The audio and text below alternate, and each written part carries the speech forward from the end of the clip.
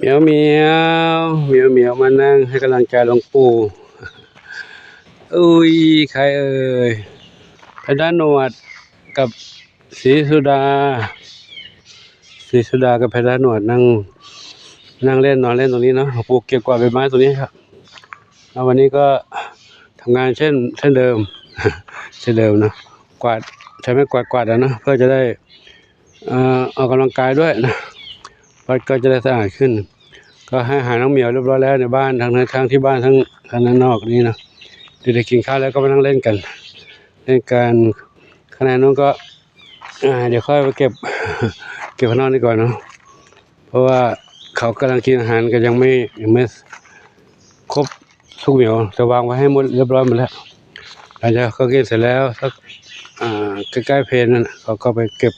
ถ้วยเก็บชามล้างเนาะตอนนี้ปล่อยให้เขากินไปก่อนระหว่างที่รอให้เขากินแล้วก็มาเก็บกวาดตรงนี้กันเก็บกวาดตรงนี้ไปด้วยนะวันนี้ก็จะให้รับชมบรรยากาศช่วงเช้านี่ประมาณนี้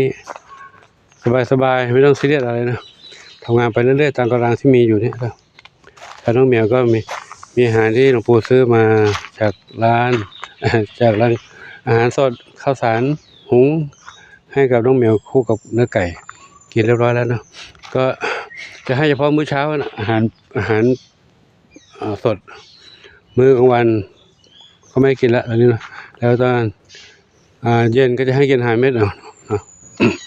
เพื่อให้น้องเหมียวเขาจะได้มีสุขภาพที่ดีขึ้นด้วยให้เขาปรับสภาพกินอาหารเม็ดเพราะอาหารเม็ดนี่ดูจากคุณภาพสารอาหารที่เขาระบุไว้ในนั้นนะเป็นอาหารที่มีประโยชน์ต่อน้องเหมียวมากนะครับอาหารที่เราทำตามบ้านนี่ก็อาจจะมีกลิ่นหอมชวนกินแต่ไม่ได้ครบสารอาหารไม่ได้ครบทุกอย่างที่เขาผลิตมาขายจำหน่ายเนาะก็แต่ว่าเขาเป็นสัตว์ป่าที่อยู่ตามบ้านตามชนบทแบบนี้อาหารเม็ดอะไรพวกนี้เขาไม่ค่อยได้กินเท่าไหร่ที่อยู่ตามบ้านเขาก็ให้อาหารกับอาหารคนนี่แหละกินหลวงปู่ก็พยายามปรับให้เขาเนาะปรับให้เขาเดี๋ยวก็ให้เขากินอาหารสดตามอาหารคนด้วยแล้วก็กินอาหารเม็ดด้วยแต่อาหารเม็ดกับอาหารกระป๋องเปียกนั่นนะเช่นแถวนี้หายากนะเมื่อวานเราไปซื้อแล้วมันก็มีน้อยเพราะคนเขาไม่ค่อยได้ซื้อไปไม่ได้ซื้อกันเขาก็เลยไม่เอามาจำหน่ายเนาะก็ไม่เป็นไรละอยู่ไปตามธรรมชาติเรานี่แหละก็อยู่ได้อยู่เนาะก็ไม่ต้องซีเรียสกับมันเนาะเดี๋ยวดูในเรื่องการเจ็บป่วยเรื่องอาหารการกินและการทำหมันตอนนั้นก็คงจะเพียงพอแล้วเนาะก็เดี๋ยวทำงานไปก่อนเนาะมีอะไรก็ค่อยๆทำไปครับดูหลวงปู่เก็บกวาดไปด้วยน้องเหมียวก็อยู่ด้วยกันนี่แหละ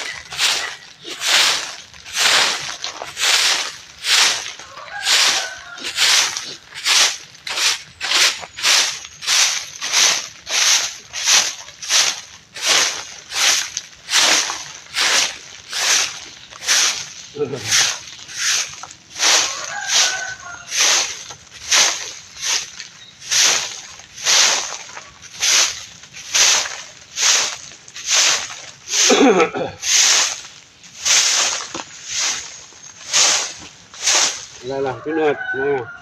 หนวดมาอ้อนตัวแล้วพี่หนวด